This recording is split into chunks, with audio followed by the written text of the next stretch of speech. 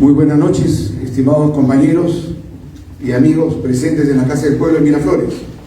Una jornada más de martes de agenda social. Esta es la número 30, Enrique. Así que no son pocos los meses que estamos en este trajín. En esta noche es muy especial, vamos a tratar el tema de importancia de la bicameralidad.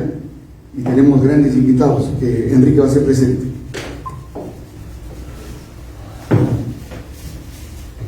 Muy buenas noches, compañeros, compañeras, amigos.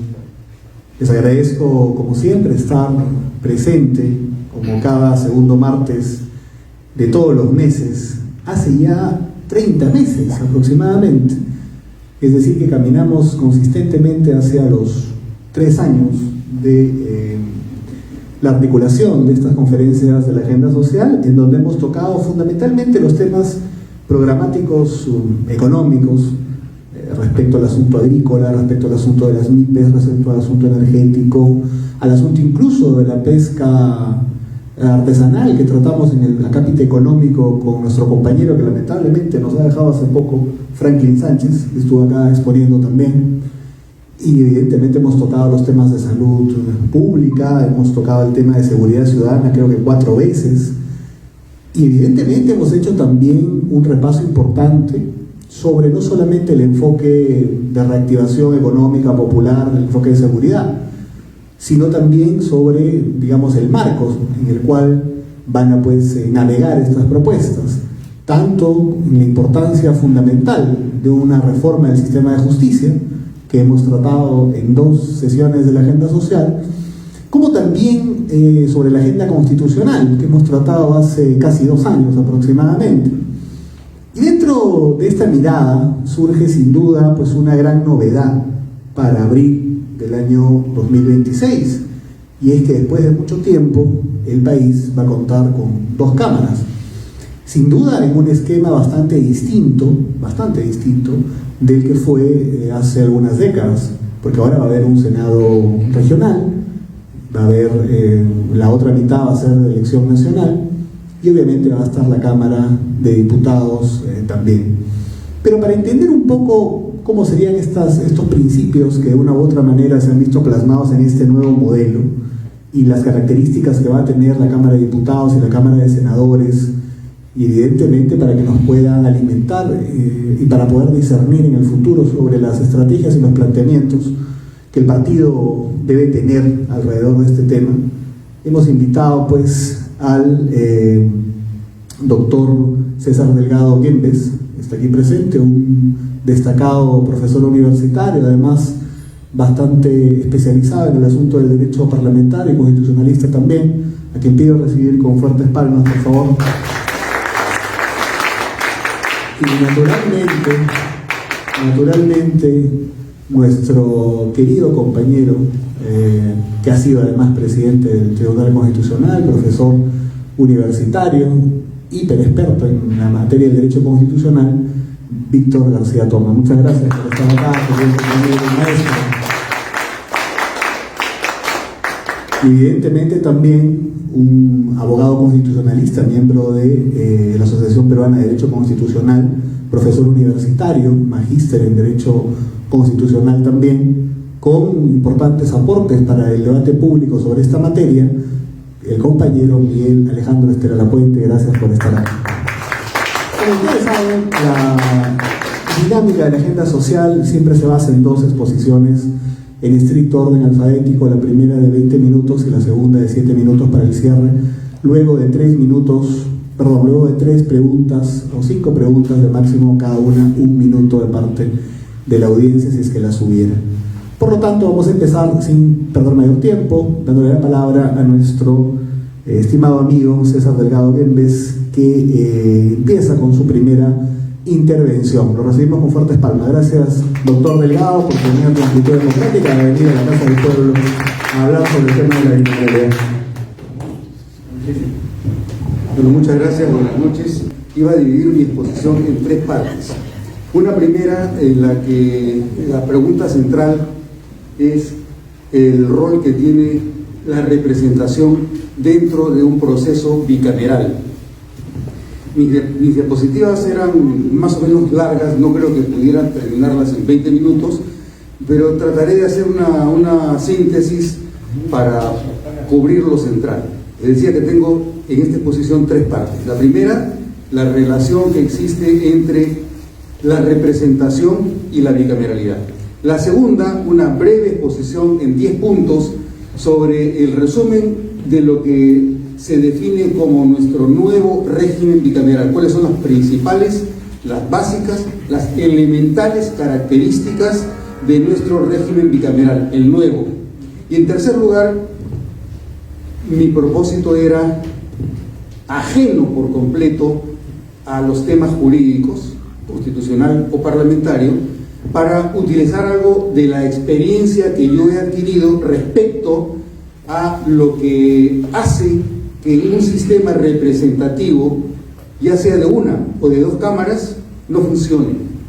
Justamente se ha vendido mucho el producto de que teníamos que pasar a la bicameralidad porque la unicameralidad no funcionaba bien. Pero antes se criticaba la bicameralidad porque la bicameralidad era muy cara, era muy lenta, entonces teníamos que pasar a la unicameralidad. Y siempre el debate se hace sobre falsas premisas cuando el problema central es la representación.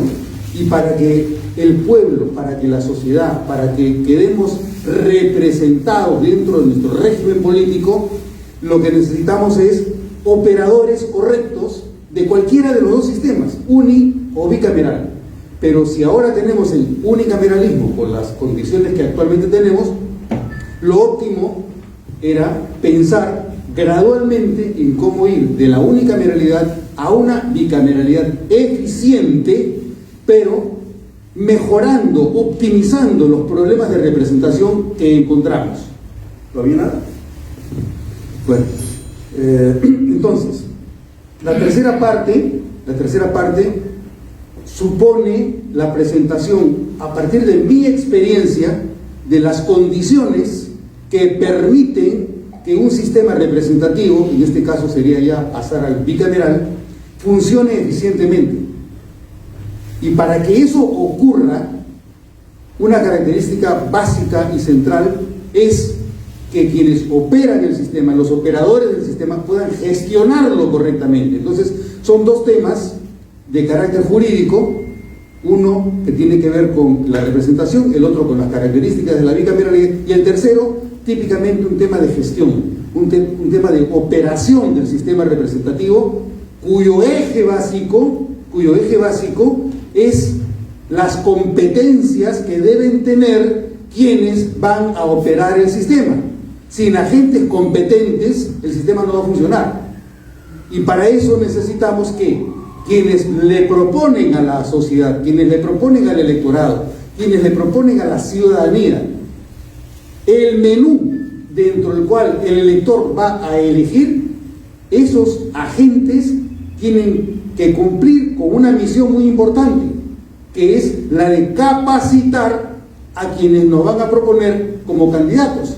Si no se hace ese paso, si no se sigue ese paso, obviamente, por mejor que sea la elección del pueblo, todo lo que vamos a tener es un conjunto de representantes que, por no haber quedado capacitados, todo lo que van a hacer va a ser reflejar lo que somos como pueblo. Si el pueblo está inadecuadamente capacitado como ciudadano, tendremos también representantes poco capacitados como representantes porque no supieron ser ciudadanos.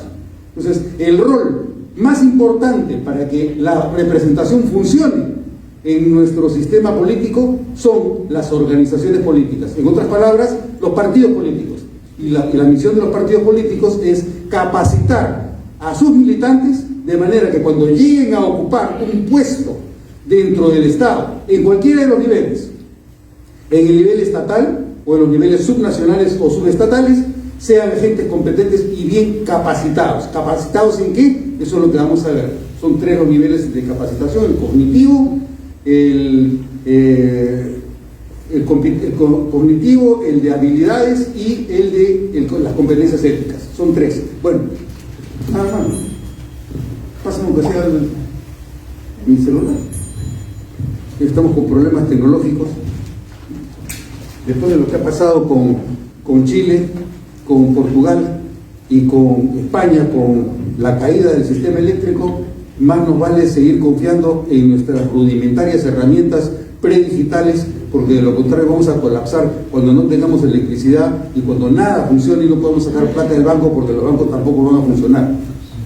Entonces le decía, las tres partes de mi exposición son: la primera, el Perú frente a la bicameralidad; la segunda es la democracia representativa y los elementos del sistema bicameral que vamos a tener; y la tercera es esa reingeniería técnica que deben realizar los partidos políticos para garantizarle a la ciudadanía que las propuestas de candidatos que nos ofrezcan sean propuestas que permitan un manejo eficiente del sistema representativo y del sistema de gobierno en el Perú.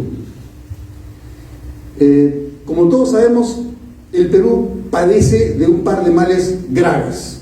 El primero de los cuales es lo que podría llamarse, así como ustedes han escuchado la palabra euforia, también existe otra palabra muy parecida, que es la disforia.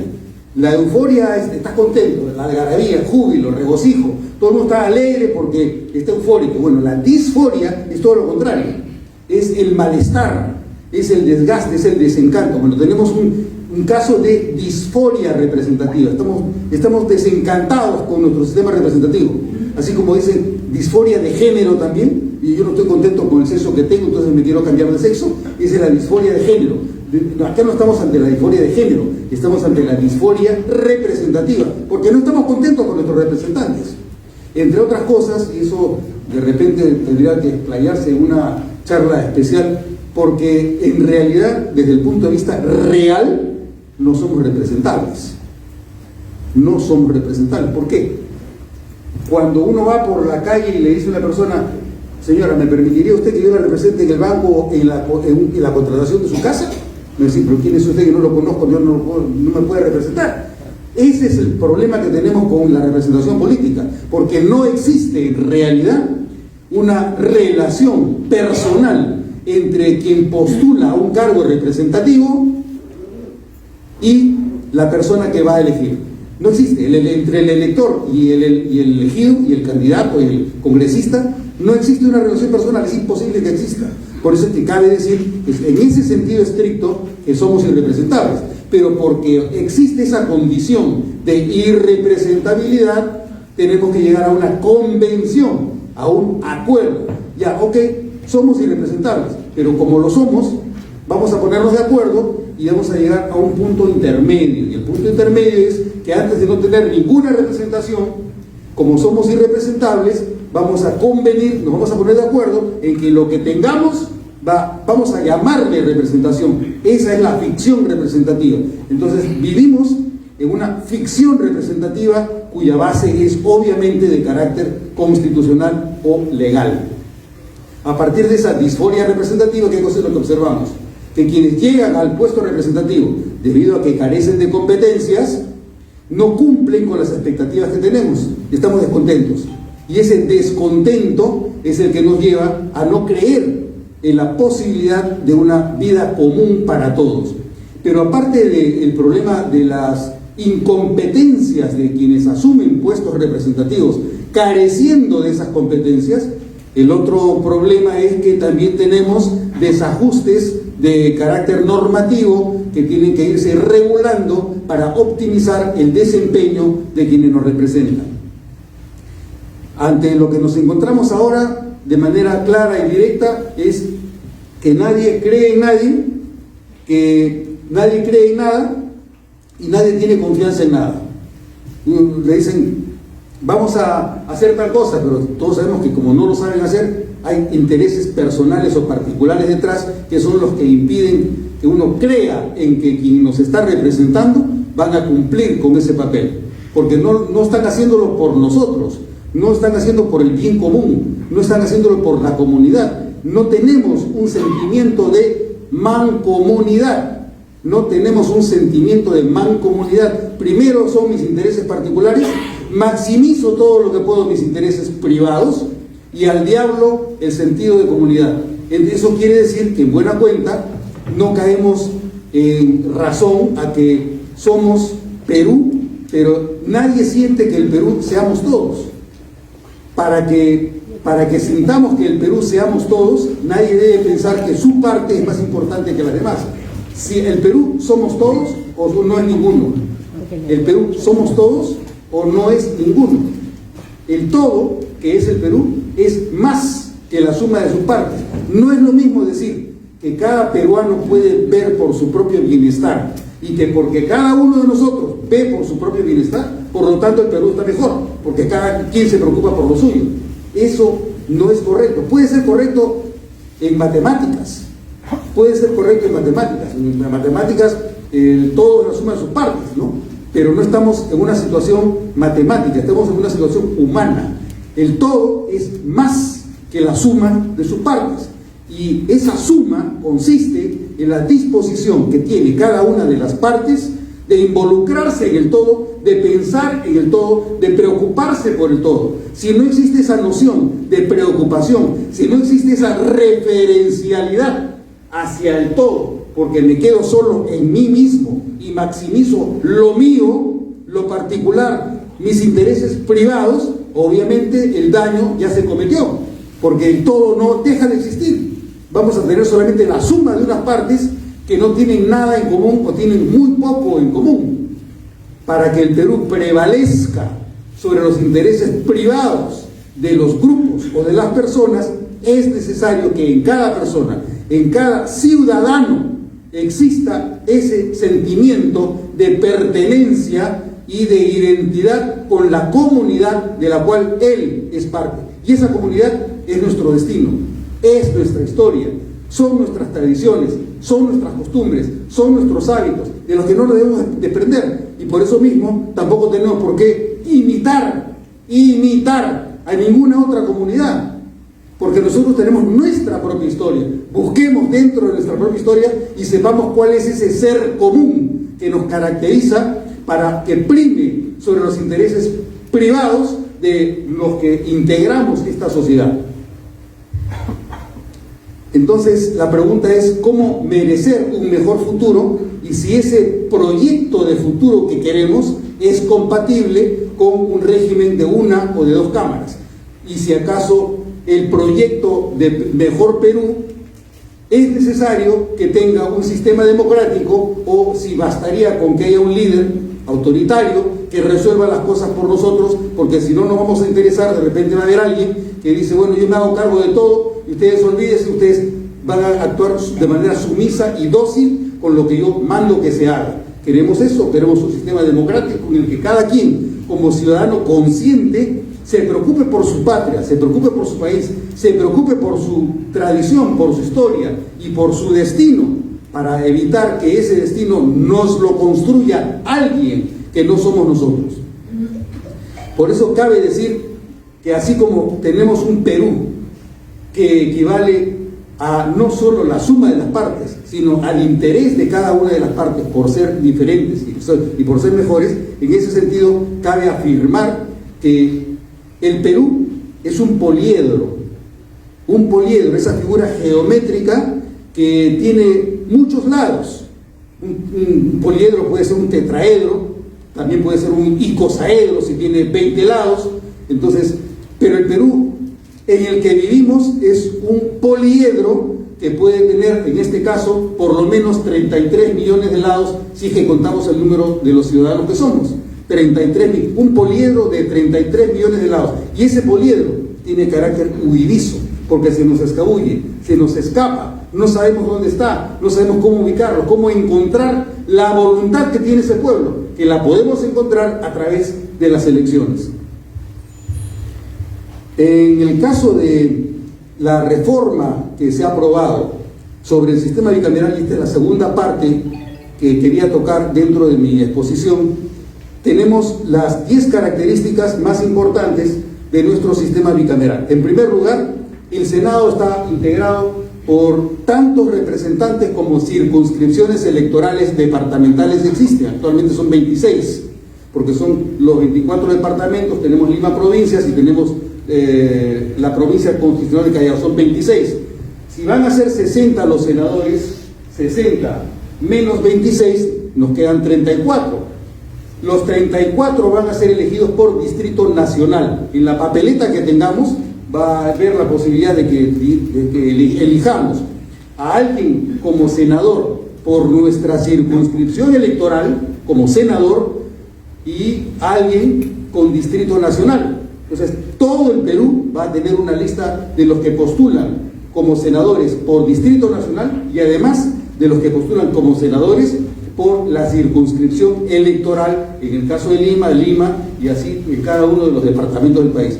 Y en diputados van a haber los 130 escaños que se adjudican a través de cada una de las circunscripciones electorales. En el caso de Lima tenemos Lima Metropolitana o Lima Provincias y Lima Metropolitana. Entonces ahí van a ver los 36 diputados elegidos por Lima, más los diputados de provincia, que me parece que son 4 o 5, y en los demás distritos electorales va a haber algunos que tendrán 1 o 2 o 5 o 9 o 10, etc. Las circunscripciones pueden ser pequeñas, cuando son hasta 5, medianas, de 5 a 10, o grandes, cuando son más de 10. En el caso del Perú tenemos solamente un distrito con más de 10, por lo tanto tenemos un distrito con una circunscripción grande, tenemos varios distritos electorales con una circunscripción mediana y tenemos unos pocos con una circunscripción pequeña que no llega a 5. El óptimo habría sido pensar nuevamente en la posibilidad de conseguir distritos uni o binominales, de forma que exista mejor relación entre el elector y el representante. Actualmente, con la representación proporcional que manda la Constitución en circunscripciones grandes, es muy difícil saber quién representa a quién. En cambio, con los distritos uninominales, la relación es mucho más personal y directa, porque tú sabes que el que has elegido, el que ha salido elegido, te representa a ti, a toda tu circunscripción, y por lo tanto, si fuese el caso y se reformara la Constitución, también cabría la revocatoria del mandato en un distrito uninominal, cosa que no puede ocurrir en circunscripciones grandes cuando estamos hablando de un sistema de representación proporcional. Otra característica, la segunda característica de nuestro régimen bicameral, es que el Senado es el que sanciona a los más altos funcionarios en los procesos de acusación constitucional, que, como ustedes deben saber, es de dos tipos: el antejuicio político, cuando el alto funcionario comete delitos en el ejercicio de la función, no por delitos comunes, sino delitos en el ejercicio de la función. Esos altos funcionarios pueden ser acusados ante el Poder Judicial, pero también cabe, dentro de un proceso de acusaciones constitucionales, la otra vertiente, que es a la que se le llama ya no el antejuicio político, sino el juicio político. Y el juicio político supone una sanción de inhabilitación, destitución o suspensión por infracción de la Constitución. Y la infracción de la Constitución la califica el Congreso en dos instancias: la primera instancia, la Cámara de Diputados; la segunda instancia, el Senado de la República. La tercera característica: el número de miembros de la Comisión Permanente. Ahora el número de miembros es menor porque solo hay representación de la Comisión Permanente de una de las cámaras, pero de acuerdo a la reforma constitucional que se aprobó en el año 2024 con el sistema bicameral, ahora la Comisión Permanente se supone que está integrada por el 20% del total de congresistas. Si son 130 diputados más 60 senadores, es el 20% de ese total. Si el total es 190, el 20% es 38. La Comisión Permanente no puede tener más de 38 congresistas. Los 38 congresistas se dividen de manera paritaria entre diputados y el Senado, y al interior de cada una de las representaciones se prevé la representación proporcional de cada una de las agrupaciones políticas, con representación en diputados y en el Senado. De otro lado, el Senado es el que se encarga del control de las potestades normativas que ejerce el presidente de la República. Esto quiere decir que el Senado se hace cargo del control de la actividad normativa que se ejecuta a través de decretos de urgencia, decretos legislativos, tratados ejecutivos y los regímenes de excepción. El Senado se va a encargar del control de esta actividad normativa del presidente de la República. Y a su vez tenemos como la quinta característica que nuestro proceso legislativo va a variar significativamente. Esta variación significativa consiste en el que ahora podemos considerar como el poder de veto que va a tener el Senado. Las leyes, el proceso se va a iniciar en diputados. El diputados va a evaluar, va a debatir en comisiones, va a debatir en el Pleno, y una vez que aprueba el proyecto pasa al Senado. Pero el Senado tiene la capacidad de modificar, de aprobar o de rechazar el proyecto de diputados. Si el Senado rechaza el proyecto, están fritos, ya no cabe hacer absolutamente nada. Es el poder de veto que tiene el Senado respecto de las normas que se debaten y que se votan dentro del Congreso. Eso es a lo que se llama la unidireccionalidad legislativa. Es un sistema de unidireccionalidad, solamente va en un sentido, no regresa. Esto es importante mencionarlo, ¿por qué? Porque hasta el año 1992 en nuestro sistema legislativo existía un sistema que se llamaba de insistencias, que suponía que diputados aprobaban el proyecto, pasaba al Senado, si el Senado lo modificaba, el proyecto tenía que regresar a diputados, y con una mayoría calificada, el diputado podía dejar sin efecto la modificación del Senado. Pero, a su vez, si diputados insistían en primera instancia en su proyecto, ese mismo proyecto pasaba al Senado para que el Senado ejerciera su derecho de insistencia sobre esa misma materia.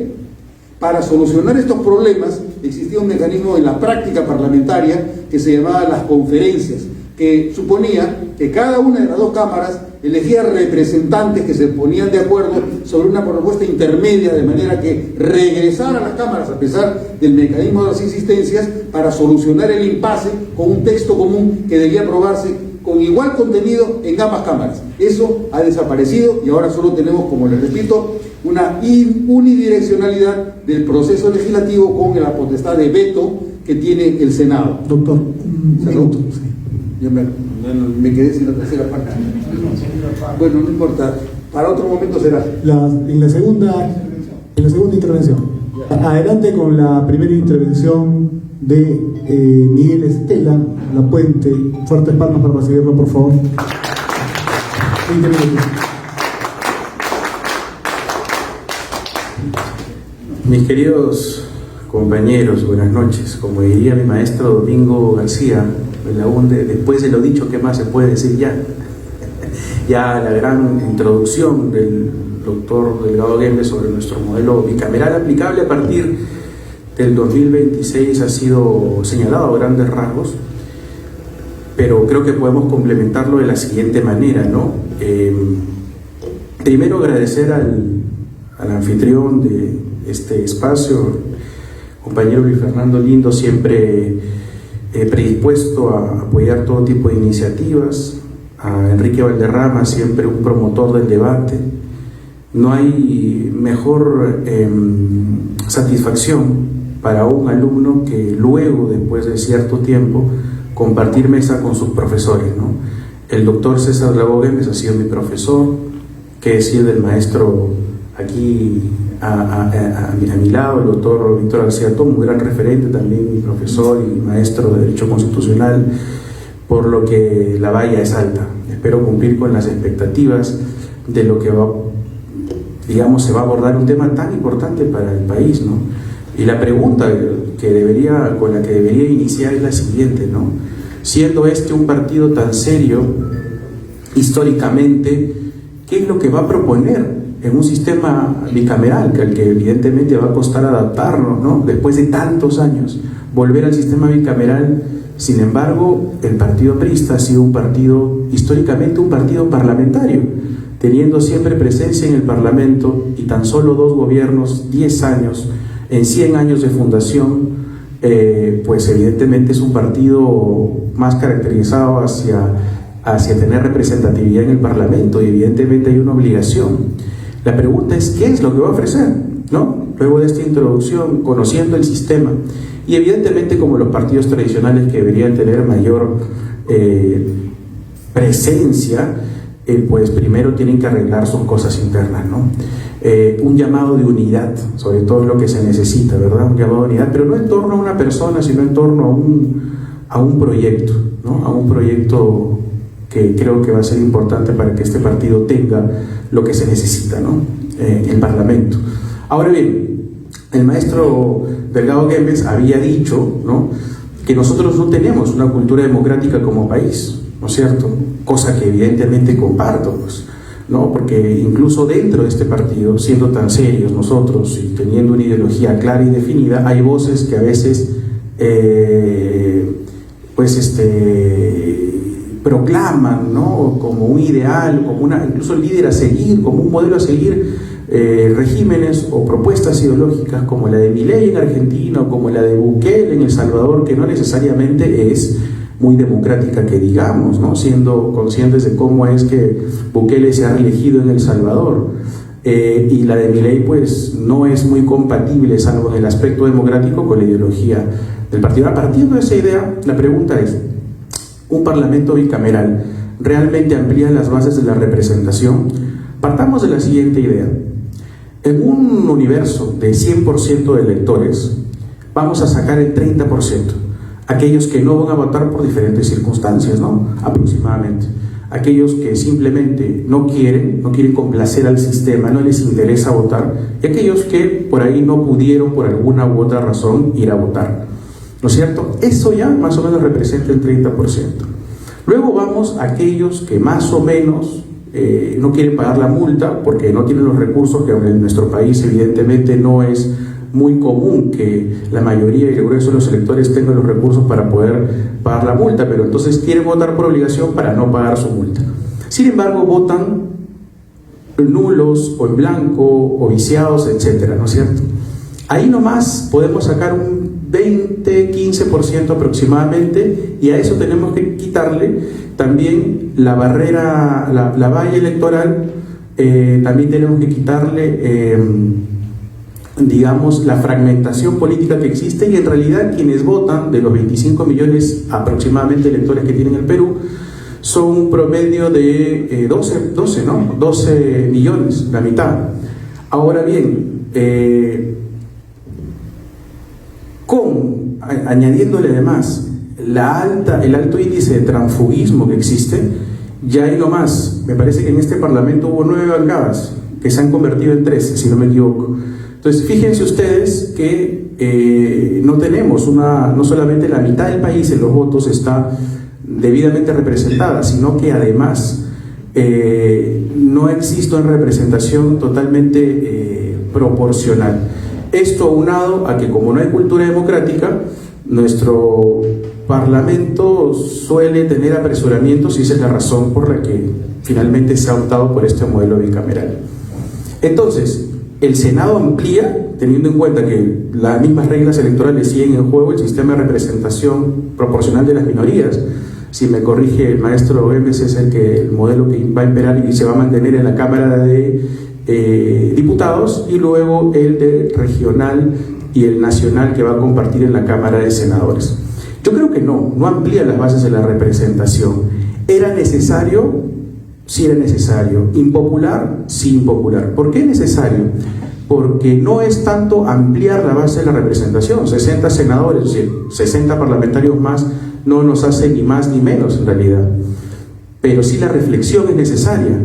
Podemos irnos a un antecedente de los últimos años, justamente cuando en el primer gobierno el presidente García se propuso la estatización de la banca y se aprobó de una manera brutalmente rápida en la Cámara de Diputados, ¿verdad?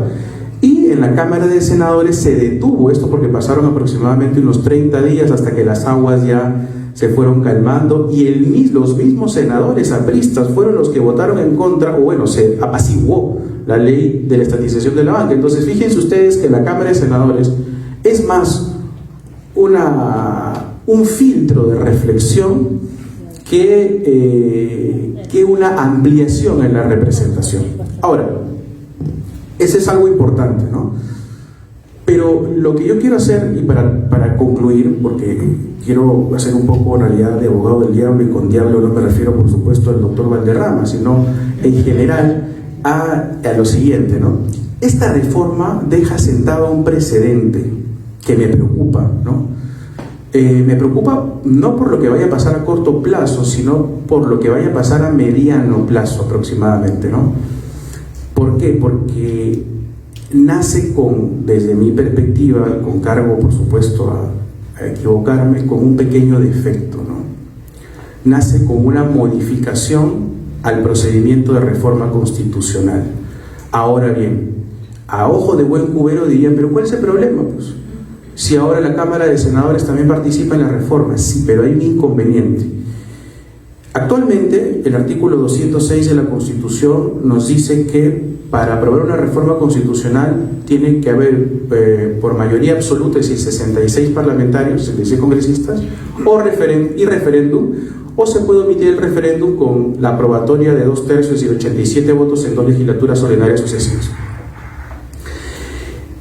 Con el artículo 206, entrado en vigencia a partir del 2006, para promover reforma constitucional se va a necesitar lo mismo en cada Cámara, mayoría absoluta, es decir, 66 en la Cámara de Diputados y 46 en la Cámara de Senadores y referéndum, pero si se quiere omitir el referéndum, se tiene que, igual, 2/3 del número legal de congresistas, tanto en la Cámara de Diputados como de Senadores, en 2 legislaturas ordinarias sucesivas. ¿Se han dado cuenta de la diferencia? De ese pequeño detalle, de esa pequeña modificación. La participación del Senado en la reforma constitucional es lógica, ¿no es cierto? Porque si yo pongo una nueva Cámara, evidentemente tengo que hacer que esa Cámara forme parte del proceso de reforma constitucional. Pero hay un pequeño detalle, que se ha reformado el procedimiento. Si ustedes se dan cuenta, se ha hecho un poco más difícil reformar la Constitución. Y eso forma un precedente que yo considero negativo. ¿Por qué negativo? Porque ya se manoseó el procedimiento, cosa que no debería ocurrir. Entonces, en este momento, hasta ahora no hay ningún problema, porque todos están de acuerdo, se pasan los filtros, se cumple el procedimiento y ya está. Pero en un país, como decía el doctor Delgado Guemes, en el que no tiene cultura democrática y tiende al facilismo con propuestas tiránicas o totalitarias, ¿no es cierto? Como se aplaudió Fujimori, como se aplaudió Velasco, como se quiere aplaudir ahora un nuevo Bukele, incluso hay algunos precandidatos que se ponen hasta barbita como Bukele para parecerse a él, ¿no es cierto? Entonces, en ese sentido, debería preocuparnos, porque nada impide que un candidato radical que podría llegar al poder en el Perú podría decir, bueno, vamos a modificar el procedimiento para que solamente la Cámara de Diputados participe en la reforma constitucional y solamente con un parlamentario más uno de los presentes, no el número legal, sino de los presentes. Se volvió flexible la Constitución, se volvió como cualquier norma, al antojo de quien tenga control en la mayoría del turno del Parlamento. Así como ahora se ha vuelto un poquitito más agravada, se dejó un precedente para que un gobierno con mayoría parlamentaria y con ideal totalitario pueda modificar la Constitución a su antojo, y cuando le digan, no, eso no se puede hacer, pero si modificaron el procedimiento de reforma constitucional antes, si antes lo modificaron, ¿por qué yo no lo puedo hacer? Esa cláusula de reforma constitucional es lo que nos permite a nosotros ser un Estado mínimamente racional, que no transite hacia modificaciones radicales, porque justamente es la válvula de razonamiento en un mundo, en un país excesivamente pasional. Entonces, solamente quiero dejar esta reflexión, porque si bien ahora no se siente, en el futuro creo que sí se va a sentir en un país con alto riesgo de que un totalitarismo llegue al poder. Muchas gracias. Muchas gracias, querido compañero Miguel Estela Lapuente. Primera intervención del doctor y compañero de fe política, don Víctor García Toma. Fuertes palmas para él, por favor. Gracias por estar acá, querido maestro. Muy buenas noches. Un saludo a todos y particularmente a Fernando y a Enrique por la invitación y la oportunidad de coparticipar con César y con Miguel en este debate, ¿no? En este intercambio de ideas. Nosotros nos movemos en 2 escenarios. la sociedad política y la sociedad civil. En el plano de la sociedad política, obviamente se teje una relación vertical de mando y obediencia, que de alguna manera la Constitución domestica, racionaliza, pero existe esa relación, esa división entre unos que mandan y otros que obedecen. En el marco de una democracia representativa, lo importante es la presencia de los partidos políticos. ¿Y qué tienen los partidos políticos? Porque en el Perú existen muchas organizaciones, pero partidos probablemente 2 o 3, uno de los cuales, por cierto, es el nuestro. Pero un partido tiene en primer lugar una ideología, tiene una concepción del mundo, establece algún grado de vínculo, de conexión, de enlace entre la persona, la clase social, el frente de clases, ¿no es cierto?, y la sociedad civil y el Estado. Esa ideología nos marca un conjunto de principios y valores que es el derrotero que esa organización va a establecer en el tiempo. Pero además tiene una doctrina. Ahí está, gracias. Creo que este es para nosotros. Aquí está, gracias. No hay problema. Perdón, ya no se vaya a caer otra vez. Decía que aparte de la ideología, tiene además una doctrina, es decir, tiene un tipo, un modelo de sociedad, una forma específica de convivir, pero además tiene un programa que tiene una visión nacional del país y además tiene políticas sectoriales, ¿no es cierto?, educación, salud, tiene una estructura, en algunos casos puede ser una estructura territorial, ¿no?, comités distritales, provinciales, regionales, o puede tener una estructura funcional, ¿no es cierto?, las agrupaciones femeninas, las agrupaciones juveniles, los comandos profesionales. Nosotros tenemos la suerte de haber combinado esas dos ideas. Y luego tiene una militancia. Y digo todo eso porque tiene que ver directamente con la capacidad de representación y la caja de resonancia de esa representación que se va a dar en el Parlamento. Lamentablemente, cuando no existen partidos políticos, aunque existan bancadas, lo primero que se va a producir es el fenómeno del transfugismo. Ya no la disidencia. Nosotros somos un partido que ha tenido a lo largo de su historia una serie de disidencias.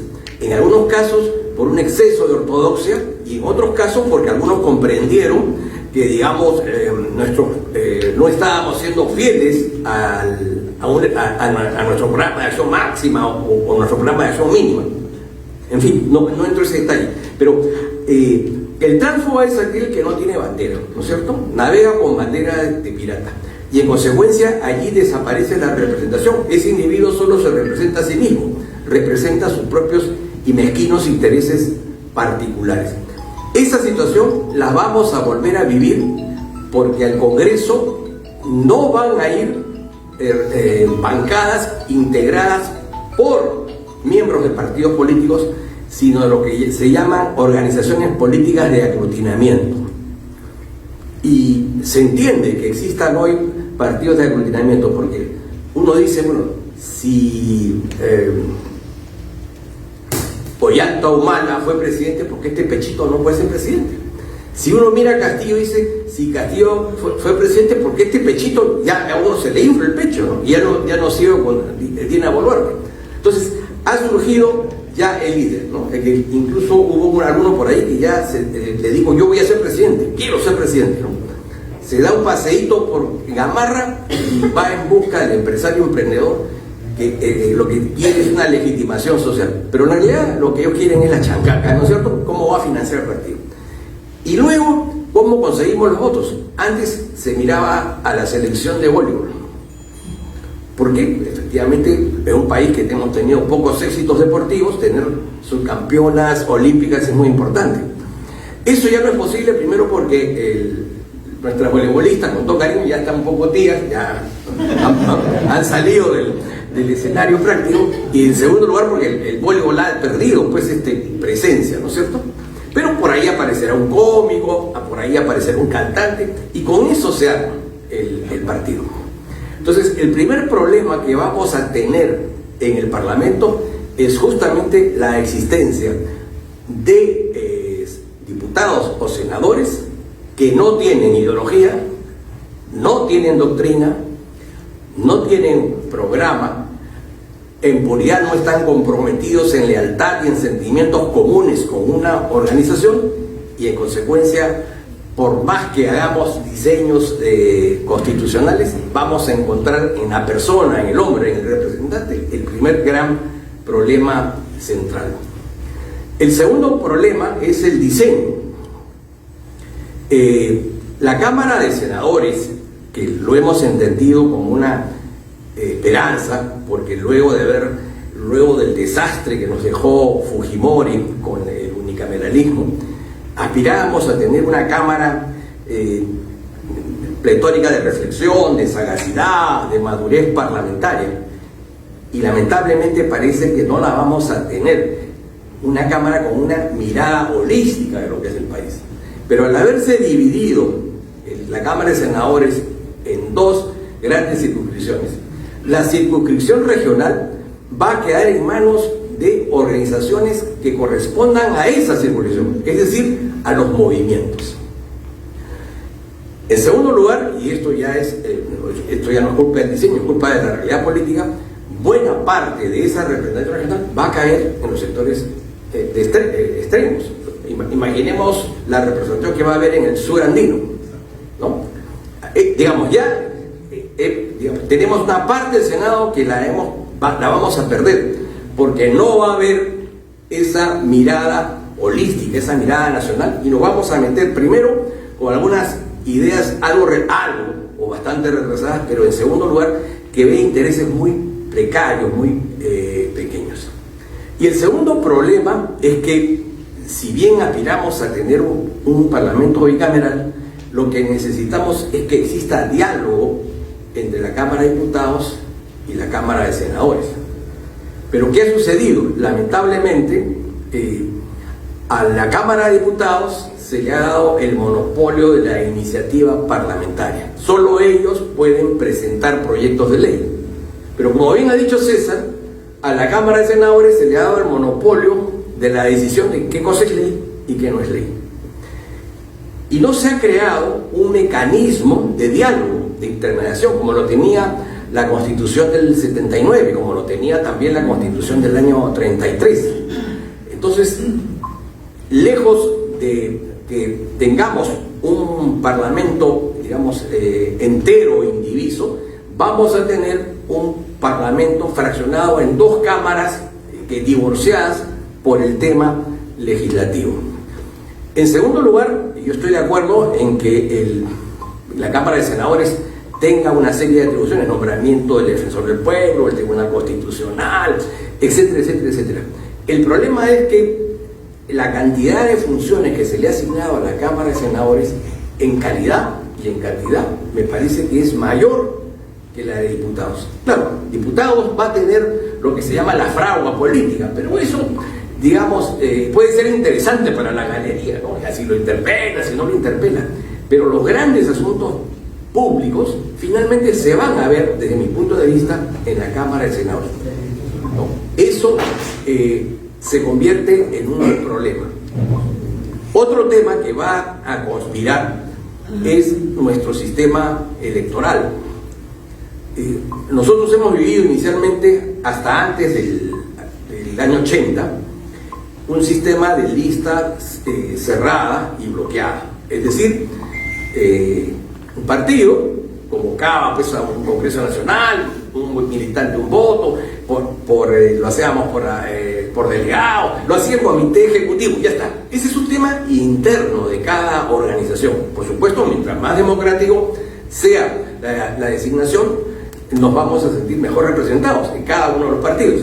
Pero lo cierto es que finalmente era el partido quien decidía quiénes eran sus candidatos, y en función a la cifra repartidora ingresaban aquellos que, en orden de prelación,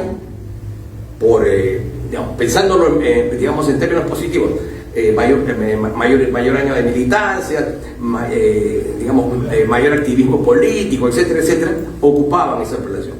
Pero al haber introducido el voto preferencial que se utilizó primero por parte de la dictadura para acabar con el liderazgo de la Torre, y que felizmente no pudo llevarse a cabo porque todos los apristas nos alineamos con el C1, ¿se acuerdan? Aquí hay algunos, y eso fue, digamos, no había necesidad de salvar, digamos, el liderazgo de Ayer, porque ese liderazgo lo tenía per se, de forma natural, pero esa fue la intención, pero quedó, digamos, ese instrumento, y hoy el voto preferencial es un sistema destructor de las organizaciones políticas, y es un sistema prodictor incluso para las bancadas parlamentarias, porque el gran enemigo de un candidato de un partido no es el del partido que está al frente, es el de mi propio partido. Y los medios que utilizo para conseguir la curul van a ser buscar agendas personales, prebendas, ¿no es cierto? Prebendas populistas que me van a dar un estatus que yo no tengo en el partido, que no tengo en mi organización, pero que yo la voy a hacer sentir dentro del Parlamento. Entonces, todo indica que más allá de nuestros buenos deseos, esta reforma seguirá por otras razones, pero la misma suerte que las anteriores. Es decir, eventualmente corre el peligro de ir al fracaso. Espero que eso no sea así, pero teniendo 43 disque partidos con una sábana electoral en donde sabemos que el fraude en mesa va a ser brutal.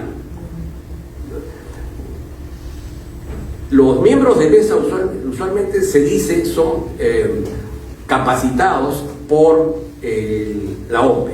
Sabemos que ninguno de los que he sorteado va a esos sistemas de capacitación. Prefiere pagar su multa o prefiere ir muy tarde para no instalar la mesa, ¿no es cierto? ¿Y quiénes van a la mesa? El mogu que encuentran allí, ¿no? O aquel que por un interés económico acepta el encargo. Pero al momento de armar el acta, cuenta con los dedos. Si era complicado, digamos, poder expresar el voto ciudadano con el sistema anterior, ahora con 43 organizaciones donde vamos a votar por una plancha presidencial, vamos a votar por 2 candidatos a diputados, vamos a 4 candidatos a senadores, si no me equivoco, y todavía vamos a votar por 1 o 2 para el Parlamento andino. En ese abanico de posibilidades nos vamos a perder todos. Y en este caso podría ser positivo, mucho va a tener en juego el personero, ¿no? Entonces, en este caso, bueno, dentro de lo malo, lo bueno. Los apristas somos buenos personeros, ¿no? En lo bueno y en lo malo, pero somos buenos personeros. Pero eso va a suceder, y eso, en términos ya objetivos, no le hace bien a la democracia. Espero no equivocarme y no quiero quitar más tiempo porque entiendo que todavía tenemos una segunda ronda. Muchas gracias. Muchas gracias, querido maestro. Muy claro y pedagógico. Quiero saludar la presencia de algunos invitados especiales. En principio, quien va a clausurar esta sesión número 30, compañero líder sindical, además miembro de la Comisión Política Nacional, Elías Grijalva. Fuertes palmas para él, por favor. Tengo además que mencionar y decir, en ese acápite, que hace algunos días, el Jurado Nacional de Elecciones, tras un proceso, digamos, largo, de 1 año y medio, un poco más, ha repuesto como miembros de la Comisión Política Nacional al compañero Moisés Tambini del Valle, al suscrito y a mi querido compañero y hermano Antonio Mauricio Alor, para quien pido un fuerte aplauso. Por esa justicia, estoy seguro que muy pronto la resolución saldrá y además se inscribirá adecuadamente en el ROP con lo que podemos ir democratizando también el partido. A mi querido compañero y hermano que está acá presente, muy activo siempre, con un gran liderazgo en Lima Metropolitana, mi querido compañero Alberto Culmana, secretario general del Comité Partidario Provincial de Lima Metropolitana, gracias por estar acá. Un referente sindical que además me ha invitado a una conferencia pasado mañana, presidente de la Federación de Periodistas del Perú, Ángel Sánchez Dueñas, gracias por estar acá. Vamos a estar conversando sobre el caso pasado mañana jueves a las 3 de la tarde para que todos aquellos que quieran participar. Mi querido compañero profesor universitario, además un referente intelectual, quizás el mayor referente intelectual del AMPRA en estos momentos, mi querido compañero Germán Peralta Rivera, gracias por estar acá, gracias por venir. El embajador Gustavo Otero, fuertes palmas para él, siempre en la línea de la crítica feroz al gobierno de Boluarte, insistiéndome que no hay que bajar la guardia en ese sentido. Muchas gracias a todos por estar acá. Les planteo rápidamente, levantemos la mano 4 o 5 para una pregunta o una intervención de máximo 1 minuto, por favor.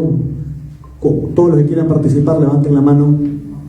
1, 2, 3, 4. No, preguntas y luego segunda vuelta, pues. Pero 1 minuto máximo por cada uno. Ya, de nuevo, levanten la mano. Culmana, Ángel, François Novaro, compañero Velázquez y Pedro Peralta. ¿Va a hacer uso de la palabra? Ah, ya, ok. Bien, empezamos entonces en el mismo orden que han levantado la mano. Me parece que el primero fue Alberto Culmano. No, tú levantaste la mano. Ah, Novaro, perdón. Compañero Novaro, adelante. Buenas noches, gracias por la gran exposición de ustedes. Queremos ir los dirigentes nacionales a tener una voz en este tema de la bicameralidad que ya se presenta. Entonces, estamos entre la unicameralidad y la bicameralidad, ¿correcto? Y el maestro Delgado Guedes habló de la representación, con la cual todos estamos de acuerdo. Pero vamos al concepto jurídico, a la teoría jurídica. Que ¿existe alguna que defina cuál es mejor? En Estados Unidos existe la bicameralidad, en Gran Bretaña también funciona. ¿Existe algún país donde funcione la unicameralidad? Y es decir, a lo que voy es, no tanto al concepto jurídico, sino explicarle a la masa electoral, como nosotros como dirigentes, que habla el secretario de San Isidro y otros dirigentes que están presentes, tendremos que explicarle al pueblo votante las ventajas de la bicameralidad. Y en ese sentido tener alguna respuesta jurídica y técnica sería importante. Porque claro, como usted bien lo dijo, se basa todo en la falta de representación. Pero, ¿cómo explicar esta respuesta al pueblo de una manera simple, en el sentido de decir la bicameralidad y el Senado van a hacer que la democracia sea mejor y funcione mejor? Eso. Compañero Velázquez, adelante. Sí, adelante, compañero, toma la palabra. Compañeros, buenas noches. Traigo el saludo de la base de Huancavelica, yo soy huancavelicano. Mi pregunta es, bueno, primero mis felicitaciones al doctor César Delgado y al doctor Víctor García. Mi pregunta es, ¿cómo se espera manejar un país con bicameralidad, unicameralidad, si eso viene de un resultado de electores analfabetos, de electores que estiran la mano para vivir?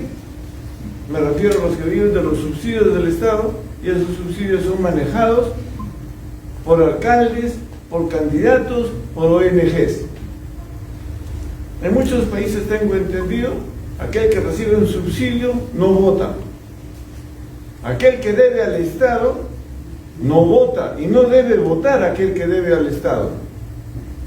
Pero acá en el país se permite que voten ellos. En el partido se propuso que voten los analfabetos, en vez de ser una herramienta para su desarrollo. Ha surgido un país empobrecido por los pobres mismos. Velasco hizo la reforma agraria, repartió las mejores tierras que tienen los Andes en gente analfabeta. ¿Y qué surgió? Los cinturones de hambre en todas las ciudades del país. Yo personalmente no creo que ellos deben votar.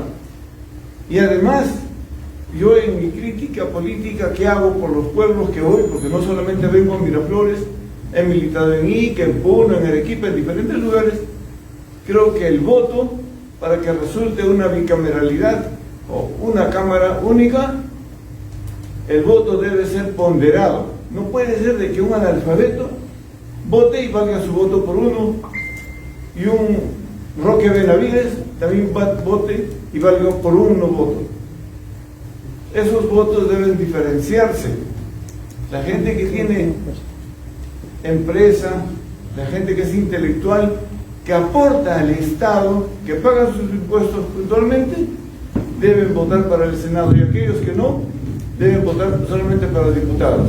Gracias. Había levantado la mano, creo, Ángel Córdoba también. Adelante, máximo un minuto, compañero, por favor. Primeramente felicitar a los ponentes por esa charla magistral. Compañeros, este congreso que tenemos está desprestigiado. Hay incapaces, mediocres, corruptos. Pero a este congreso lo hemos puesto nosotros el pueblo. Entonces, los partidos políticos tienen acá dos roles. El primero, capacitar a su gente, lo que ha dicho el señor, a tener buenos representantes. Hoy día el Estado peruano está financiando a los partidos políticos, justamente para que capaciten a sus militantes. Pero por el otro lado, también los partidos políticos tienen la responsabilidad de enseñarle al pueblo a votar. Y yo espero que el partido aprista inicie este tipo de campaña. Gracias, hermano. ¿Alguien más había levantado la mano, me parece? ¿Nadie? 3, 2, 1. Muy bien. Empezamos la segunda ronda. 7 minutos por expositor, comentarios finales o respuestas a alguna de las preocupaciones expuestas. Empezamos en el mismo orden. Doctor Delgado, adelante. Buenas gracias por las preguntas. La primera tiene que ver con las condiciones que harían que una de las dos alternativas, la unicameralidad o la bicameralidad, sea mejor que la otra. Lamentablemente, cada uno de los distintos países va a asumir un tipo de representación que cree las mayorías que son mejores para su propia organización política. En el caso peruano, nosotros hemos tendido a utilizar el discurso político para denigrar un sistema que nos puede resultar contrario. El señor Fujimori criticó el régimen bicameral que imperó hasta el año 1992 porque era muy costoso y porque era muy lento.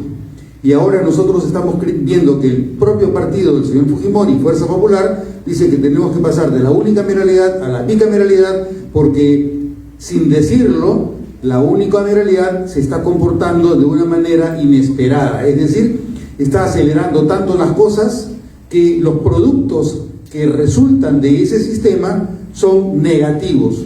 Se supone que con la bicameralidad va a haber más reflexión, y así lo ha mencionado Miguel.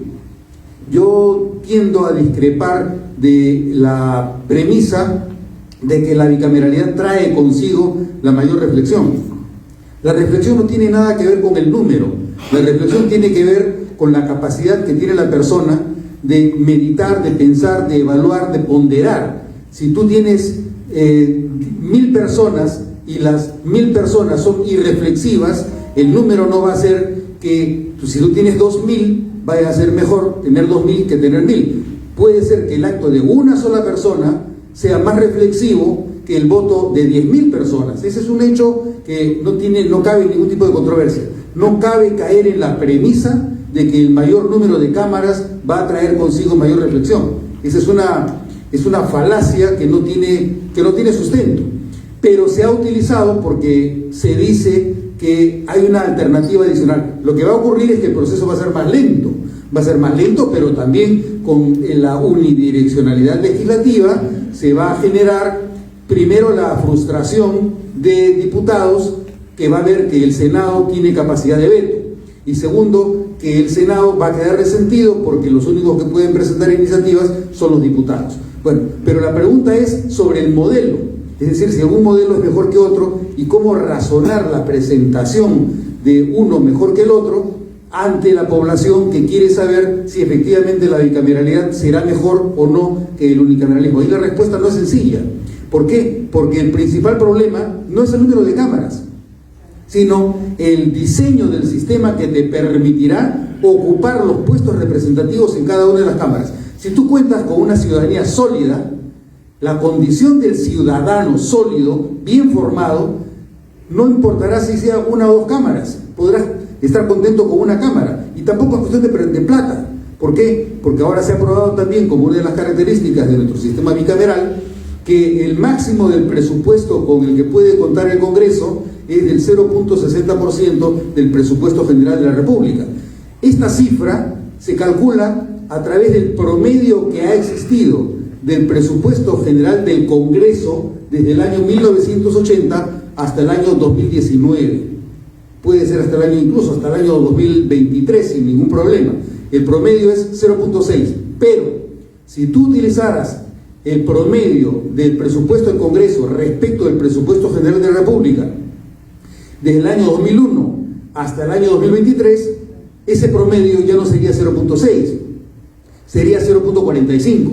Entonces, ahí hay una diferencia y se ha trabajado para poder conseguir algún tipo de ventajas, dado que, como ustedes conocen, la propia reforma constitucional ha señalado en el texto de la reforma que el número de miembros de diputados y del Senado puede aumentarse por ley. Entonces yo puedo, en un año o 2 años, puedo señalar que el número de diputados ya no sea de 130, sino que sea de 180 o que sea de 240, y que el Senado tenga, en lugar de tener la proporción de 26-34, que tenga la proporción de 26 a 68. Nada impediría que eso ocurriera así, pero el límite va a ser el presupuesto. Y nuevamente, si tenemos el mismo tipo de patrones conductuales que tenemos ahora, vale decir, el inmenso número de personal de confianza con que cuentan los congresistas, que te revela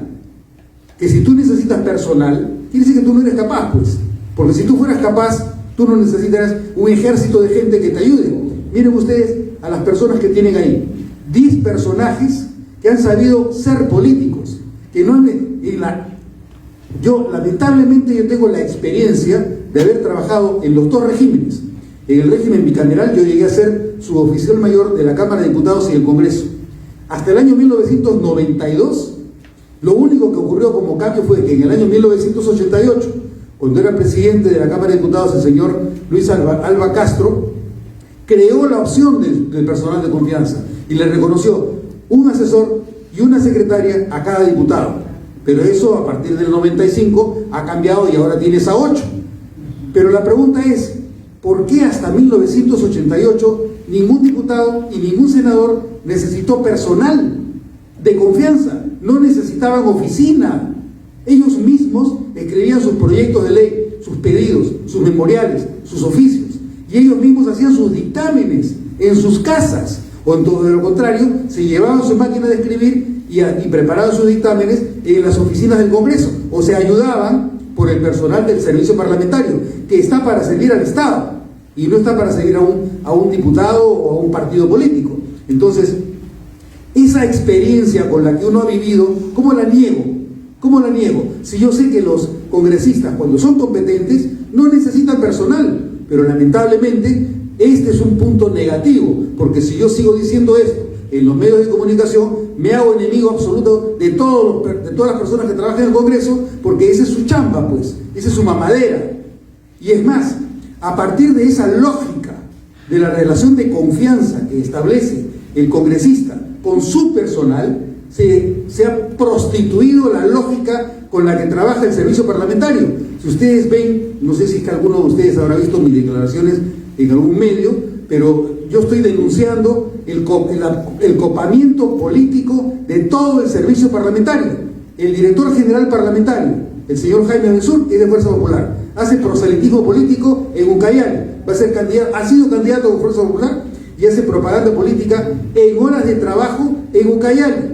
Ese es el caso de él. Tenemos a la señora Aramayo, oficina de comunicaciones, ha sido de Fuerza Popular, ha sido congresista de Fuerza Popular y actualmente está en Avanza País. Ángel Delgado Silva, compañero mío del colegio, lo quiero mucho, pero él, Ángel Delgado, es de Avanza País.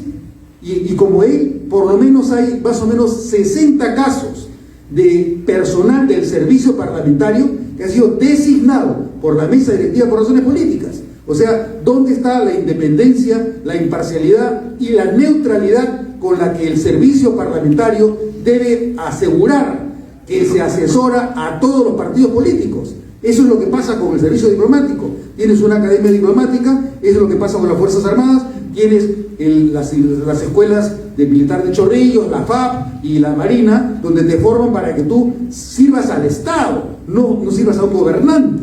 Eso es lo que no funciona. No me extiendo más que podría, porque todo depende fundamentalmente de las competencias que tengan quienes llegan a un puesto representativo. Y como decía en mi exposición anterior, las competencias son de carácter cognitivo, de carácter político y de carácter ético. Son 3 tipos de competencias de las cuales los partidos tienen la responsabilidad de formar a sus militantes para ocupar puestos representativos. La otra pregunta que hizo el señor sobre el voto ponderado en el sistema electoral. Esa posición, lamentablemente tengo que decirlo, por más que te caiga pésimo, mal o como perro, es totalmente antidemocrática. Porque el voto ponderado era un principio del siglo XIX. Se obvió el voto ponderado porque reñía con las bases de cualquier democracia. En cualquier democracia todos los ciudadanos valen igual. Los únicos que no pueden votar son los que padecen de una interdicción de carácter penal. Estás inhabilitado penalmente, no puedes votar. Pero todos los que no están inhabilitados a nivel penal deben votar. No es que puedan votar, deben votar. Porque para el Perú el voto no es facultativo, es obligatorio hasta que lo sea. Luego será facultativo si es que alguna vez eso cambia. Pero en principio el voto es obligatorio. Entonces es parte de tu función como ciudadano votar. Si no tienes una interdicción penal, si no has sido condenado, debes votar. Entonces la posición del voto ponderado, obviamente el ideal sería que el voto de Roque Benavides no valga igual que el voto de una persona que no ha cumplido con sus deberes conyugales, paternales, amicales, lo que fuera. Obviamente eso sería ideal. Pero eso, ¿sabes cómo se supera? Cuando los partidos políticos se encargan de filtrar entre sus militantes a aquellos que no deben postular. O sea, tú puedes votar, pero el menú que le ofreces al electorado es filtrado por los partidos políticos. Los partidos políticos tienen esa misión cognitiva, política y ética para proponerle a la ciudadanía a aquellas personas que se sabe van a poder cumplir con creces con la responsabilidad que tienen. Y eso, si alguien se interesara con problemas de gestión, podría asegurarse hasta con la acreditación de sus militantes con la norma ISO 9001. Si yo capacito a mi gente y puedo obtener un certificado de que mis procesos de capacitación cumplen con las normas 9001 sobre gestión de riesgos y mejora continua, y puedo asegurar que esas personas son competentes, yo voy a poder asegurarle a la población que la brecha va a disminuir. Para quien se interesara, por si acaso, el amigo Jorge Cuervo me había pedido que yo colaborara con la revista Nuevos Rumbos, y en esa revista he incluido unas pautas que son las que iba a exponer ahora también, pero no alcancé por falta de tiempo, sobre cómo debe realizar, cuál es la metodología para alcanzar la mejor capacitación de los militantes, de forma que se padezca menos las deficiencias de nuestro sistema representativo. Entonces, nuevamente, para redondear, no es que exista un sistema ideal si es que previamente no tenemos las condiciones básicas para que exista mejor representación. Si los partidos no cumplen con su papel, no va a haber mucha diferencia. Sí hay diferencias de diseño, como ha mencionado Víctor. Cabe todas las preocupaciones que ha puesto Víctor tienen sentido, porque van a haber muchos riesgos, sobre todo con las deficiencias de base que tenemos, que es la cultura dominante, la rampante cultura que tenemos dentro de nuestro sistema político, que ha sido prostituido por esta lógica de que todos quieren maximizar sus propios intereses para que sus intereses privados prevalezcan una vez que llegan al Estado. esta cultura delincuencial y corrupta que actualmente domina el sistema político del Perú y el sistema parlamentario en particular, es lo que hay que desterrar como premisa número 1 de nuestro próximo gobierno. Muchas gracias. Palabras de cierre de Miguel Estrada de la Puente. Adelante.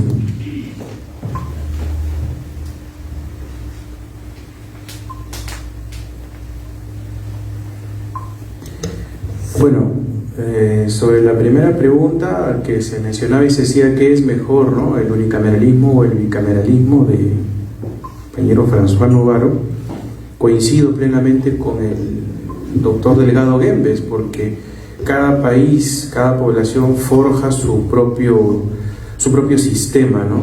No se podría decir cuál es mejor o cuál es peor, sino que es perfectible, y eso va a depender de cada país y su identidad, cómo se vaya formando su identidad en torno a cómo opta por elegir y delegar su representación, ¿no? Sobre que los analfabetos no deberían votar porque valen menos que un ilustrado, que un empresario. Bueno, Aya de la Torre estuvo a punto en varias oportunidades de morir para que los analfabetos voten, ¿no? Entonces, una propuesta así que venga del APRA creo que sería contradictoria con su línea ideológica y política y defensa de la democracia. Y creo que ese tipo de propuestas vienen de una derecha muy radicalizada que tiene intereses mercantilistas, ¿no? Sin perjuicio que podamos coincidir con bloques de derecha, pero creo que hay cosas que son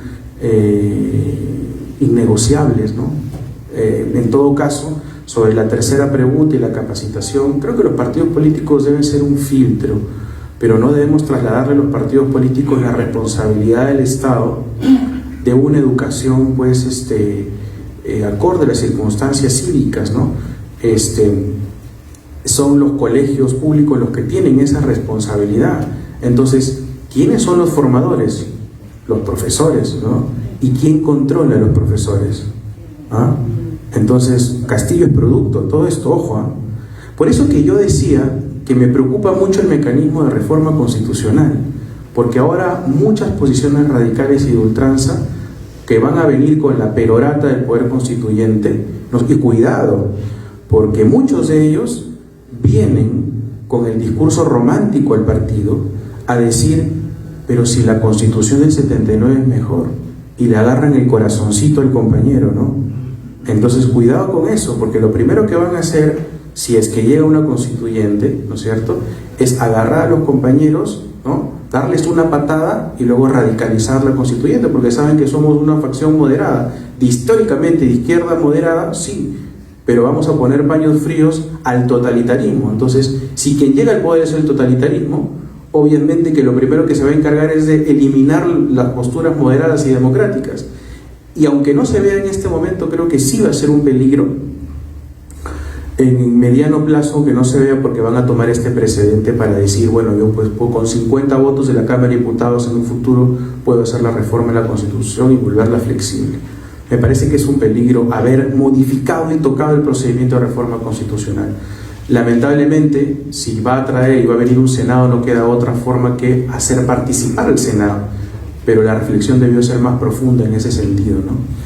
Y por otro lado, y para finiquitar, yo discrepo muy respetuosamente con el doctor maestro García Tomás cuando dice que podría fracasar esta reforma, porque si el compañero es presidente de la Cámara de Diputados, de Cámara de Senadores, creo que tendríamos un parlamento bicameral sólido y fortalecido.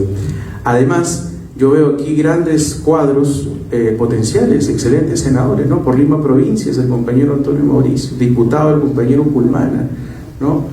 Por ahí un compañero sindicalista, aquí veo el compañero François Novaro, compañero por la Libertad, senador, compañero Germán Peralta. Abundan los candidatos, o sea, cuadros no faltan, ¿no? Entonces, lo que falta es la unidad, ¿no?, interna en torno a un proyecto, y por eso celebro y aplaudo el retorno a la comisión política de un gran compañero como Enrique Valderrama, Antonio Mauricio y compañero Moisés Tambini Moisés Tambini del Valle, ¿no? Felicitaciones. Muchas gracias. Palabras finales de cierre del maestro Víctor García Toma. Adelante. Muchas gracias. La discusión entre unicameralismo y bicameralismo tiene dos respuestas. Desde la perspectiva académica, se dice que los países que tienen una dimensión geográfica pequeña, en puridad les corresponde tener un parlamento pequeño. En consecuencia, en los países centroamericanos es lógico que se tenga unicameralismo. En los países en donde la población, digamos, es significativa, ¿no es cierto?, se requiere obviamente una ampliación de esa representación y en consecuencia surge esta idea de las dos cámaras. Pero además los países tienen diferencias sociales, económicas, culturales, étnicas, y muchas veces se combinan.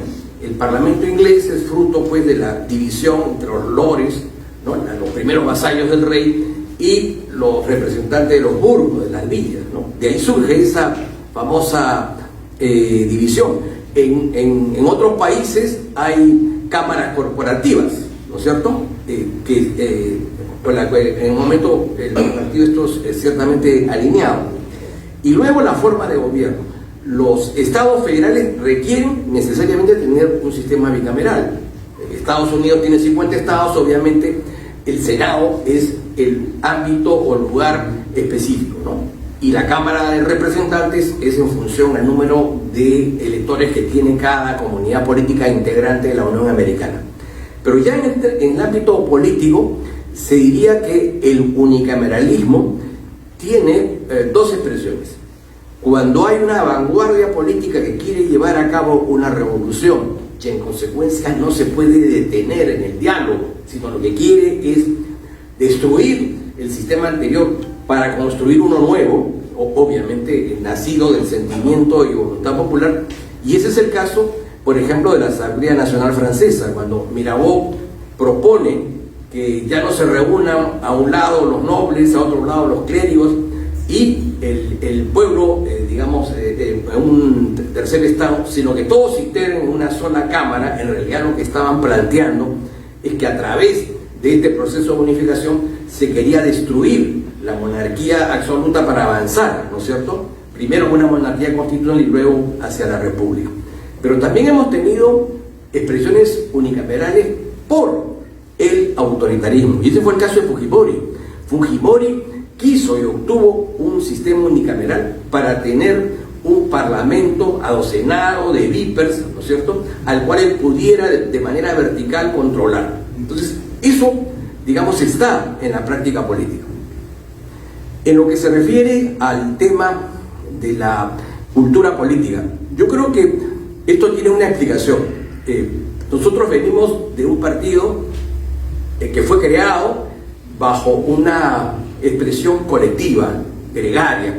Creíamos en ideales comunes, estábamos dispuestos a entregar nuestra vida, sacrificar parte de nuestros destinos, porque nos interesaba algo que no era particular, personal, sino que correspondía a un colectivo, ¿no es cierto?, en este caso continental o nacional.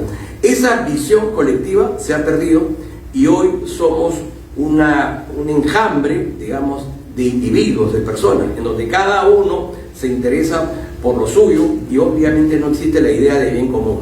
Entonces ahí se ha empobrecido la cultura política.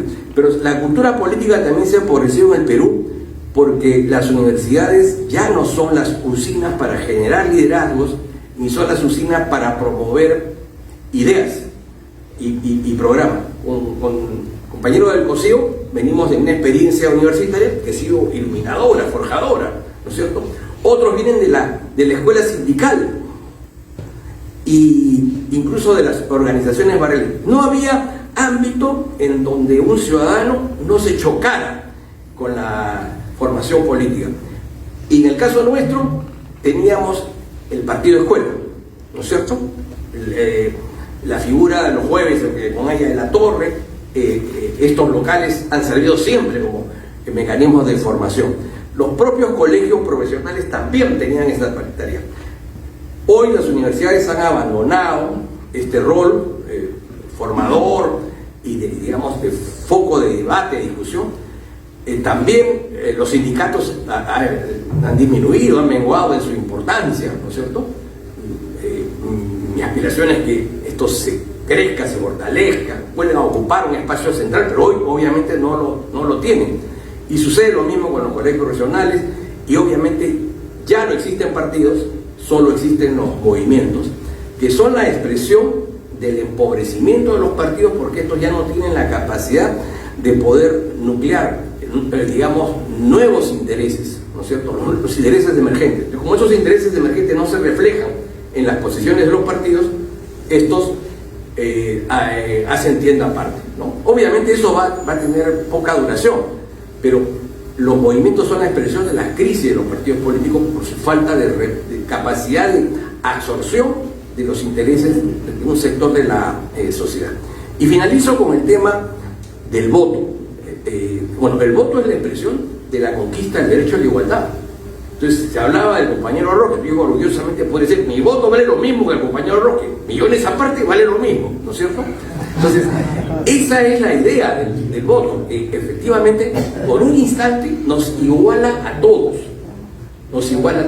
Ahora, es cierto también que han habido experiencias críticas. Por ejemplo, los americanos creían que obviamente el pueblo tenía el derecho a participar, pero creían también que unos tenían más derecho a participar que otros por el talento, por el conocimiento, etcétera, etcétera. Entonces, por eso crearon, digamos, este voto indirecto, ¿no es cierto? Los ciudadanos eligen a un compromisario y este compromisario era el que elegía al presidente, ¿no? Este compromisario estaba dotado de una serie de atributos que no eran comunes para el pueblo. Luego llegaron los partidos, los demócratas y los republicanos, se apropiaron del elector compromisario y todo se ha vuelto a la normalidad. En la Europa del siglo XIX existía un modelo interesante que era el voto reforzado, que es el siguiente: uno tiene un hijo, paga la educación universitaria, ¿no es cierto?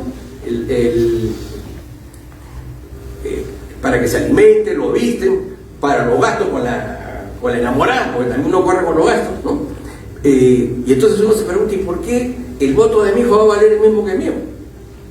¿No? Entonces se estableció que existía el doble voto. El jefe de familia tenía derecho a un segundo voto, o si tenía un título profesional tenía derecho a un segundo voto, o si había sido un funcionario público, había sido un ministro, había sido parlamentario, obviamente conocía de manera más cercana la problemática del Estado, y ese voto, eso tenía que reflejarse en un segundo o hasta un tercer voto. Bueno, eso imperó en Bélgica, en Francia, tuvo un resultado en términos relativos efectivo, pero finalmente, digamos, primó siempre la idea del principio de igualdad. Entonces, yo creo que eso está bien, entra dentro de los esquemas de nuestra organización.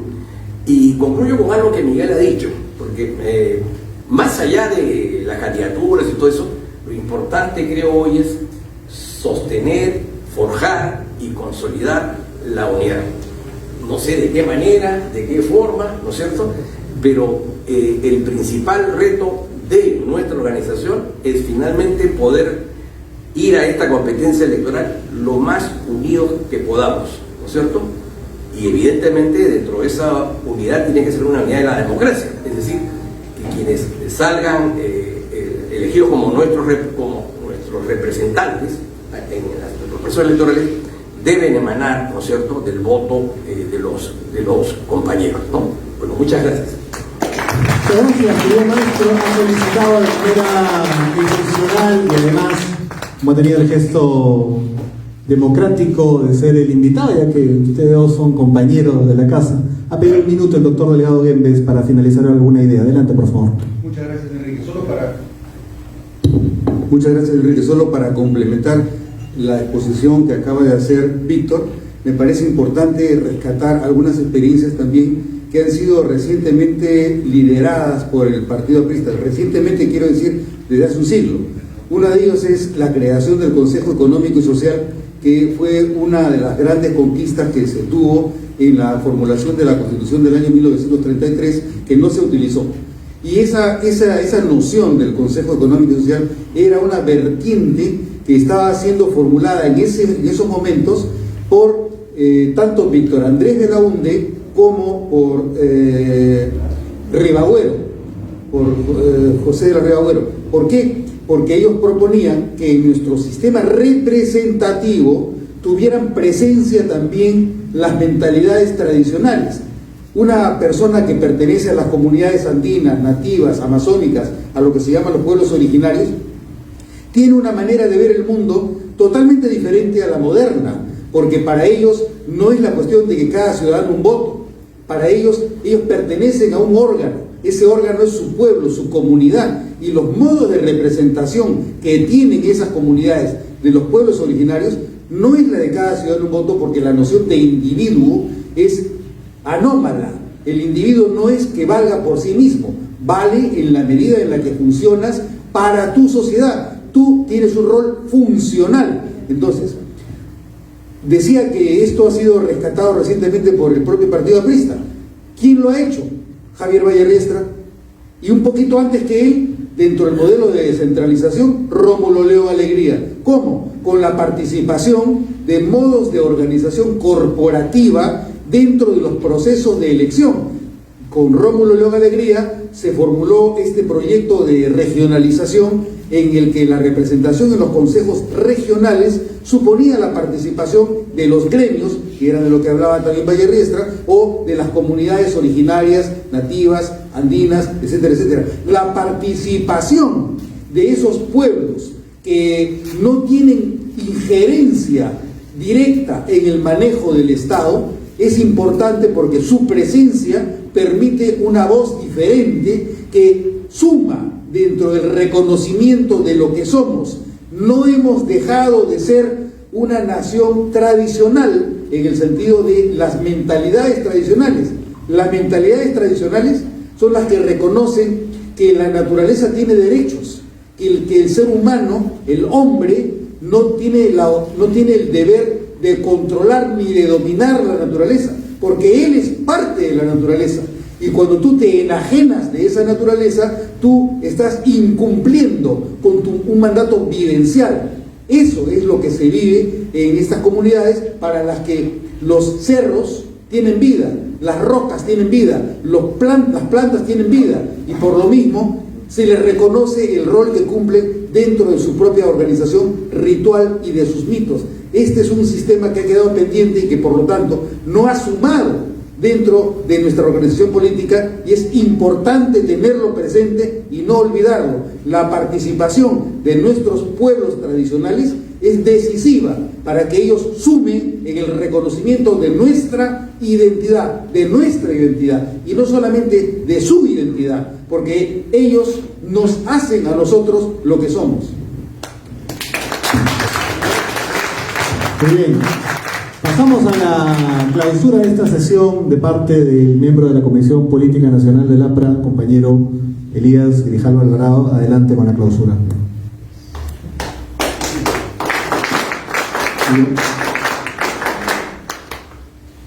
Compañero Víctor García Tomás, compañero Miguel Estela, compañero Enrique de Valderrama, compañero Luis Fernando Lima, compañero amigo César Delgado, compañeras y compañeros. En primer lugar, quiero manifestar que me siento muy conforme y contento de estar con varios miembros de la Comisión Política. Quiero felicitarlo también, aprovechar a Enrique Valderrama, al compañero Antonio Mauricio Alor, que han regresado, que han estado marginados por mucho tiempo, más de casi 2 años, donde también el compañero también y de vuelta. Y para nosotros es importante, porque siempre nos han querido imponer condiciones en la Comisión Política. Nosotros siempre hemos estado de acuerdo en que las bases se manifiesten y que las bases digan su verdad, y la gran mayoría no estaban en contra de algún compañero que estaba como presidente de la comisión, o está como presidente de la Comisión Política, y lamentablemente lamentablemente también hay que volver a decirlo, que los representantes, sobre todo de provincias, estaban muy molestos, muy fastidiados por todo lo que estaba pasando. Y la gran mayoría pues estaba en un esquema y ellos estaban en otro esquema. Bueno, ojalá que haya ciertos momentos de reflexión, momentos que nos ha servido de mucho al Partido Frente Peruano, y yo comparto esa idea de que la unidad tiene que darse en algún momento. Felicito sinceramente a los exponentes que han sido de alto nivel, muy buenos. Todos han hablado de la parte técnica, la parte política, de lo que es la bicameralidad. Y creo que los compañeros que están acá han sabido escuchar, han sabido también preguntar. Algunas preguntas de repente un poco difíciles, pero lo han desarrollado muy bien. Yo los felicito sinceramente por la respuesta que han dado, y en eso tenemos que valorar. Los compañeros apristas estamos acostumbrados a que siempre haya capacitación, que la capacitación es fundamental, ¿no? Por eso es importante esta clase de eventos. Enrique, creo que has hecho una buena labor, sigue haciendo una buena labor, donde vamos para adelante y lograr esa unidad que tanto estamos reclamando, compañeros. Una unidad que sea de verdad, una unidad donde no debemos mirarnos como enemigos, porque al final somos compañeros, tenemos la misma ideología, compartimos las mismas cosas, ¿no? Y tenemos todo un servicio hacia el pueblo que darnos. Yo creo que todo el mundo tiene derecho a postular, todo el mundo tiene derecho a ser candidato por el partido, mientras que no tenga pues de repente una denuncia penal ya consentida. Y bueno, esa es la idea, y ojalá se siga haciendo esta clase de eventos, porque me satisface sinceramente tener bastantes abogados entendidos en la materia de lo que es un Senado, de lo que es una diputación en el Congreso, y eso creo que favorece, sobre todo para los primeros apristas que estamos tratando de que cambie la victoria. Hemos tenido lamentablemente, después del compañero Ala, una serie de presidentes que nos han dejado mucho que hablar, y que al día de hoy estamos padeciendo justamente el haber elegido mal, ¿no? Yo soy secretario general, he sido secretario general de la Confederación de Trabajadores del Perú, y me alegra verlos acá a muchos compañeros que están buscando pues un nuevo rumbo. Y el pueblo peruano también ha entendido, ¿no? En gran parte ha entendido que no debemos equivocarnos esta vez en elegir al nuevo presidente de la República. El APRE está en ese camino, y yo creo que es importante que esta batalla tenemos que ganarla en el sentido de que tenemos que llegar en uno de los dos primeros lugares para llegar a ser nuevamente, ¿no? Gobierno una vez más, donde tiene que haber los cambios, donde tiene que haber ya las modificaciones. El pueblo lo pide, porque yo estaba en varias provincias y piden el cambio, que la juventud ya se incorpore a la candidatura de estas elecciones que van a ser el próximo año. Y en ese aspecto creo que todos están entendiendo que el mensaje debe ser un joven como candidato de la nueva presidencia de la República. En ese aspecto no estamos descartando a los que tienen su edad de ninguna manera, al contrario, hay que de repente tenerlos como asesores, de repente pueden ser senadores, pueden ser diputados, pero que ayuden.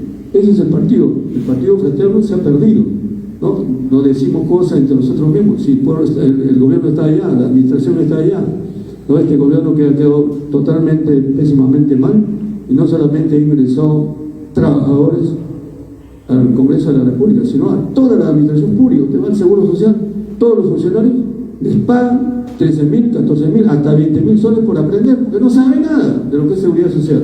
Usted va al Ministerio de Agricultura, al Ministerio de Economía, igual, ¿no? Entonces, han metido tanta gente que finalmente el nuevo gobierno va a tener un gran problema. No sé, pues después van a reclamar la estabilidad laboral. Yo soy dirigente y yo he peleado por eso, pero otras condiciones. Estamos en diferentes momentos, estamos en diferentes etapas, pero hay que buscar que lleguemos a esa confrontación de repente en algún momento y decir las cosas como son. Yo te auguro muchos éxitos, Enrique, compañero Lina también, que siempre siempre da las facilidades, te agradezco porque siempre está con el pueblo, ¿no? Está con los trabajadores, está con los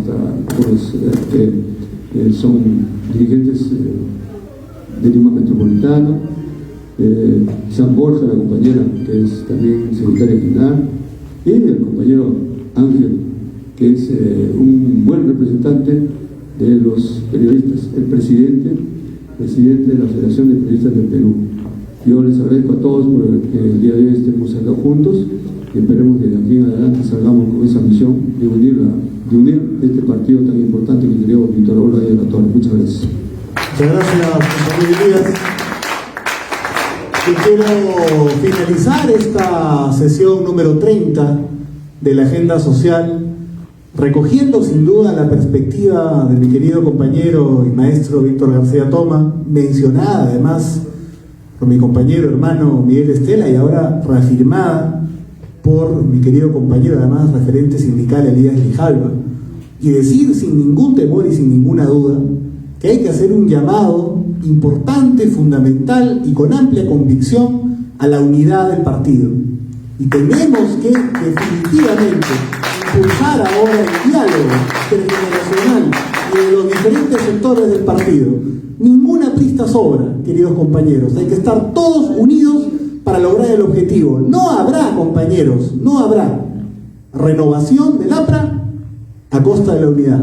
Y no habrá unidad del APRA sin renovación. La renovación con la experiencia juntas, sin duda, nos pueden abrir la gran posibilidad en el 2026 de empezar a regresar al corazón del pueblo, queridos compañeros. Y eso es lo que todos debemos empezar a forjar desde acá, desde Miraflores, y ahora en adelante, que soplan nuevos vientos en el APRA.